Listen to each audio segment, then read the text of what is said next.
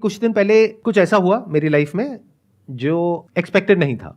मतलब किसी इंसान के साथ में कोई बिजनेस कमिटमेंट हुई, राइटिंग में एग्रीमेंट भी हो गया, उसके बाद में वो इंसान बैकआउट कर गया, थोड़े से पैसे मार लिए।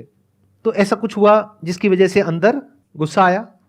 गुस्सा कब आता है हमें? जब हम जो एक्सपेक्ट कर रहे होते हैं वैसा नहीं होता है, या फिर कुछ ऐसा होता है जो हमें पसंद नहीं है, चाहे वो प्रॉब्लम इतनी बड़ी नहीं है। यानी कि ये जो मैं अपनी सिचुएशन से रिलेट करके बता रहा हूं, मेरे स्टैंड पॉइंट से देखोगे तो वो फाइनेंशियल लॉस बहुत बड़ा नहीं है, छोटा सा है, लेकिन उसकी वजह से गुस्सा बहुत बड़ा है क्योंकि उस इंसान ने धोखा दे दिया। मतलब इसके पीछे क्या है? एक एक्सपेक्टेशन है मेरी कि वो इंसान इस तरीके से एक्ट करना चाहिए था और उसने नहीं किया, कुछ अनफेयर हुआ मेरे साथ में। तो जैसे ये फीलिंग आती है कि मेरे साथ में कुछ अनफेयर हो रहा है तो गुस्सा आता है हमें। यहां से गुस्से की शुरुआत होती है।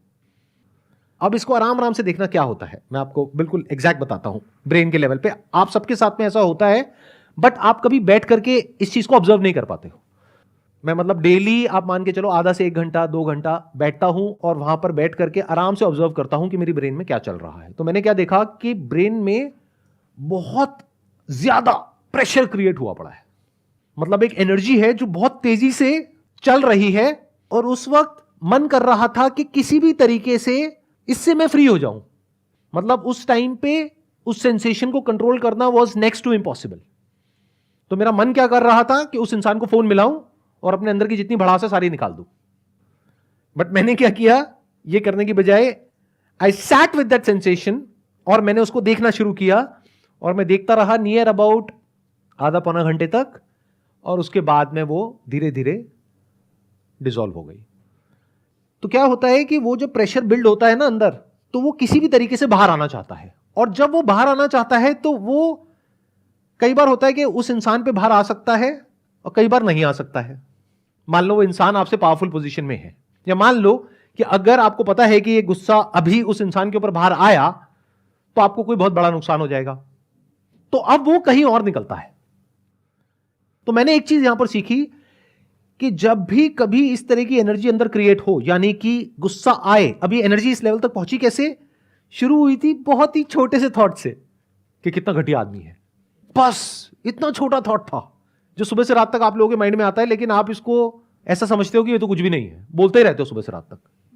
और ये छोटा सा थॉट कितनी जल्दी बड़ा होता है, you can't even imagine in the wildest of your dreams.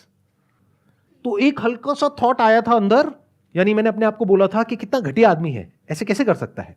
और वो थॉट आ तो गया, बट उसको निकालने का कोई तरीका नहीं है, वो कंटिन्यू हो गया। मैं अपने और काम कर रहा था, लेकिन बैक ऑफ द माइंड वो चल रहा था। तो जितना वो थॉट आ रहा था, मैं उसके बारे में ऐसे लोगों से बात कर रहा था जो कि मेरी तरफ थे, और वो सब मुझे सपोर्ट कर रहे थे, हाँ हाँ हाँ बड़ा घटिया आदमी है। तो वो थॉट और पक्का हो गया, तो मुझे वैलिडेशन मिल गया कि मैं सही सोच रहा हूं। अब अगर मैं सही हूं और सामने वाला गलत है, और 10 बंदे मेरे आसपास वाले कह रहे हैं कि वो गलत है और तू सही है, तो वो तो थॉट और पक्का हो गया। अब वो थॉट बहुत तेजी से घूमने लग गया। ये पूरी प्रोसेस चली थी आई थिंक 2 से 3 दिन, उसके अंदर अंदर ये काम हो गया था।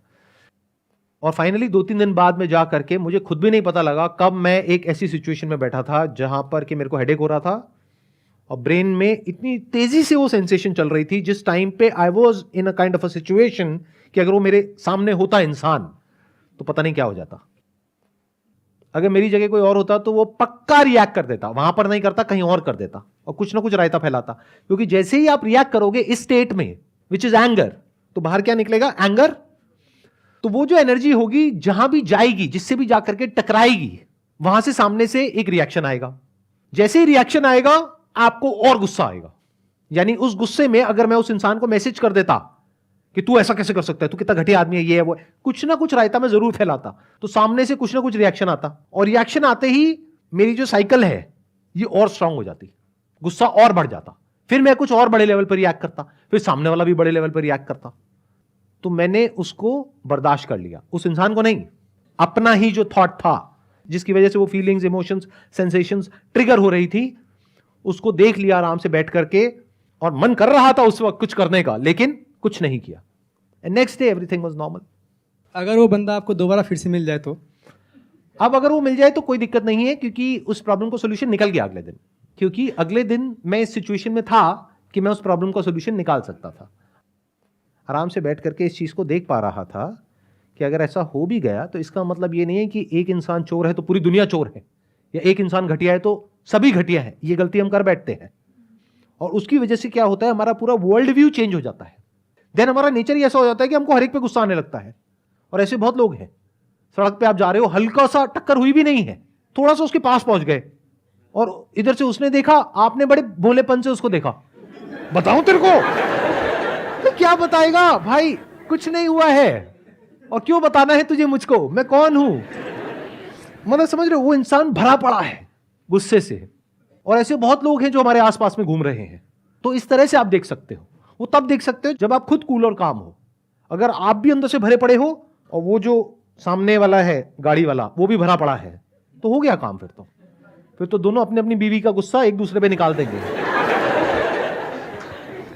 ये जो चीज होती है, अगर इसको सही टाइम पे ना रोका जाए तो फिर ये आपकी नेचुरल स्टेट बन जाती है।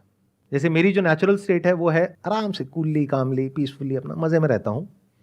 तो अब ऐसे में क्या होता है कि जैसे ही ऐसा कुछ होता है, कभी महीने में 2 महीने में एक बार कोई भी सेंसेशंस आई अंदर, तो मैं उसको देख लेता हूं। तो वो मेरे लिए अननेचुरल स्टेट है।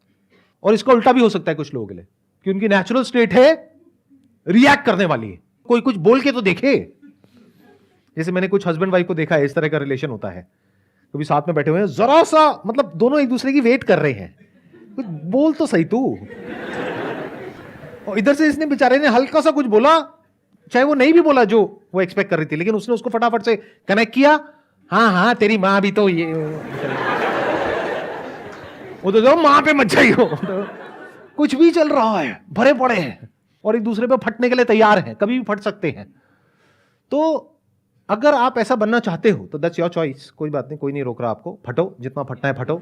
बट याद रखना कि अगर कोई आपसे बड़ा फटने वाला मिल गया तो ब्लास्ट बड़ा भी हो सकता है, अनकंट्रोलेबल भी हो सकता है, और वो हो सकता है पूरी लाइफ के लिए आप रिग्रेट करते रहो। तो बेटर सोल्यूशन क्या होता है, जब भी गुस्सा आए, never say anything, never do anything, just bear it. उसको ऐसे देखो पेन की तरह, इट्स पेनफुल। जब भी हमको दर्द होता है तो हम चाहते हैं कि उस दर्द से हमको छुटकारा मिल जाए फटाफट से, चाहते हैं ना। और उससे छुटकारा पाने का हम क्या इलाज निकालते हैं कि अंदर जो भी चल रहा है जा करके सारा एज इट इज सामने वाले को बोल दो, बिना किसी फिल्टर के, बिना किसी लेयर के। बट हम सुनने को तैयार नहीं है। अगर सामने वाला भी बोल जाए तो गड़बड़ हो गई ना। तो इस तरह से जब आप आराम से ठंडे दिमाग से चीजों को देख लेते हैं और इसको आपको बियर करना आ जाता है, तो अब आपके पास में एक बहुत बड़ी क्वालिटी है जो बहुत सारे लोगों के पास में नहीं है। यानी जिस वक्त गुस्सा आ रहा है उस वक्त आप रिएक्ट नहीं करोगे, जिस वक्त सामने वाला गुस्से में है उस वक्त आप वहां से चले जाओगे। मतलब सिंपल से रूल है 2, कि जब सामने वाला जरूरत से ज्यादा गुस्से में है, चुपचाप वहां से निकल जाओगे, निकल सकते हो तो। सर जैसे हम ऑफिस में काम करते हैं, हमारे बॉस ने मुझे कुछ बोला गुस्से में, तो हम काम छोड़ के भाग जाएं? नहीं, आप काम छोड़ करके नहीं भाग सकते। आप बड़े पोलाइटली उस बॉस को बोल सकते हो कि जो आप बोल रहे हो वो बात सही है, लेकिन कहने का तरीका ठीक नहीं है। सर उनसे कुछ बोल ही तो नहीं सकते। तो ऐसी जगह काम क्यों करते हो? और अगर ऐसी जगह काम करते हो तो यहां पर आकर के कैमरास लगे हुए हैं, वीडियो में ये सब क्यों बोलते हो? उससे कोई दिक्कत नहीं है सर, देख भी ले तो कुछ नहीं होगा। अभी तक तो उन्होंने देखा ही नहीं था, अभी इतना कुछ हो रहा था। अब जब देखेंगे तो पता नहीं क्या क्या होगा। कुछ नहीं होगा सर, क्या ही कर सकते हैं। आप धमका रहे हो उनको? नहीं सर, ये नहीं कहता, धमका नहीं। आप उनको चैलेंज दे रहे हो? नहीं सर। और कुछ कहना चाहते हो या हो गया? इससे ज्यादा और क्या ही कह सकते हैं। ये पार्ट आप रखना चाहेंगे वीडियो में, एडिट कर दें हम? तो सर कोई दिक्कत नहीं। कोई दिक्कत नहीं है? नहीं सर। सर आपने कहा कि मतलब आप गुस्से को मतलब एज अ पेन मतलब ले लो, और फिर आप नेक्स्ट डे मतलब अगर उस बंदे से दोबारा मिलते हैं तो आप उसको कुछ नहीं कहोगे, बट ऐसा भी होता है फिर आप उस पर कभी ट्रस्ट नहीं कर सकते। मतलब मेरा क्वेश्चन एक्चुअली ये है कि अगर किसी रिलेशनशिप में आप ऐसा कुछ फेस कर रहे हैं तो वहाँ से मतलब क्या सोल्यूशन है फिर? रिलेशनशिप में तो होता है ये सब, और कहाँ होता है? देखो, अनजान लोगों के साथ में ये सब नहीं होता जो मैंने बात करी। रिलेशन में ही होगा ना, कोई आपका फ्रेंड होगा, रिलेटिव होगा, या ऑफिस में कलीग होगा, या कोई बिजनेस रिलेशन होगा, कोई ना कोई रिलेशन होगा, वहीं पर तो ये सब होगा। अनजान से क्या फर्क पड़ता है? अनजान से तो अगर थोड़ा बहुत हो भी गया तो तू अपने रास्ते में अपने रास्ते। तो अब सवाल उठता है कि क्या करें अगले दिन आप ठंडे दिमाग से पहले आप देखो सामने वाले की सिचुएशन क्या है, सही टाइम मिले बात करने का तो किसी और टॉपिक से करके फिर उस टॉपिक पर आप वापस आ सकते हो अगर आपको जरूरत लगती है तो। बट अगर आपको ये क्लियर है कि सामने वाला बंदा चोर है, तो फिर बात करने का कोई सेंस ही नहीं है। अब तो बिल्कुल ऐसा है कि किसी की फितरत है मान लो काटने की, और आप जा करके उसको कह रहे हो कि भाई तू कुत्ता है, काटता है, वो और काटेगा क्योंकि उसके माइंड में वो कुत्ता नहीं है। समझ गए ना मैं क्या कहना चाह रहा हूं? राइट। मैं इनडायरेक्टली बोल रहा हूं क्योंकि किसी इंसान को कुत्ता बोलना अच्छा नहीं लगता, गाली होती है। तो एक्चुअली मतलब मैं जैसे जो बहुत क्लोज रिलेशनशिप्स होते हैं जहाँ से आप इजीली आउट मतलब आपके पास ऑप्शन नहीं है कि आप एकदम बाहर निकल जाओ, क्योंकि बहुत सारे सेंटिमेंट्स, बहुत सारे लोगों के इमोशंस जुड़े होते हैं। Like I am talking about husband और वाइफ का जो रिलेशन होता है, अगर वहाँ पे कॉन्स्टेंटली ऐसी चीज़ें हो रही हैं कि आप आगे फिर उन पे ट्रस्ट नहीं कर पा रहे हो, तो उस सिचुएशन में क्या करना चाहिए? ट्रस्ट सबसे जरूरी है एक रिलेशनशिप में, स्पेशली हस्बैंड वाइफ के रिलेशनशिप में। अगर आप अपने हस्बैंड पे ट्रस्ट नहीं कर सकते हो तो वो रिलेशन किसी काम का नहीं है। अगर आप अपने दोस्त पे ट्रस्ट नहीं कर सकते हो तो वो रिलेशन किसी काम का नहीं है। अब सवाल उठता है कि जो आप उस पर ट्रस्ट नहीं कर पा रहे हो वो आपकी अपनी प्रॉब्लम की वजह से हो रहा है या एक्चुअल में हो रहा है? एक्चुअल में हो रहा है। इफ यू से कि वो एक्चुअल में हो रहा है, डू यू हैव प्रूफ कि वो एक्चुअल में हो रहा है? इसको इस तरीके से देखो कि कल को अगर आपको कोर्ट में जाकर के उसके ऊपर केस करना पड़े तो कोर्ट में जाते ही आप किसी के बारे में कुछ भी बोल दोगे तो सबसे पहले कोर्ट क्या कहेगा? प्रूफ क्या है? कोई भी आकर के कुछ भी बोल सकता है, किसी के अगेंस्ट भी कुछ भी बोल दिया। प्रूफ क्या है आपके पास में? तो if you have proof of what you are saying is true, then you have to see कि क्या मैं उसको इंटरपोलेट कर रही हूं अपने माइंड में। इंटरपोलेट का मतलब होता है कि क्या मैं उसको बढ़ा चढ़ा करके अपने माइंड में बोल रही हूं कि उसने गलती करी है इस लेवल की और मैं कह रही हूं कि उसने इस लेवल की गलती कर दी है। यह भी समझना पड़ेगा। तो it is not that simple and that straightforward, but इस तरह की क्रिटिकल थिंकिंग के लिए you need to have a peaceful mind. तब आप एक्चुअल में देख सकते हो, एक्चुअल में समझ सकते हो कि एग्जैक्टली चल क्या रहा है। सर अगर कोई गलत कर रहा है आपके सामने और बार बार वही गलती कर रहा है, वो एक बार को हम चलो आपके कहने पे सर हमने मतलब करा भी है कि ठीक है गुस्सा आ गया, घर बैठ गए, फिर आता सामने, फिर वही होता है बार बार, फिर बैठ गए, तो सर कैसे मतलब कैसे रोके अपने आप को?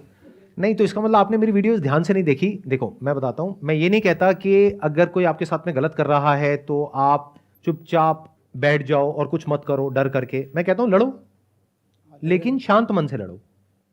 अगर गुस्सा आ रहा है तो पहले अपने गुस्से को शांत होने दो। जब गुस्सा शांत हो जाए तब आराम से ठंडे दिमाग से लड़ो।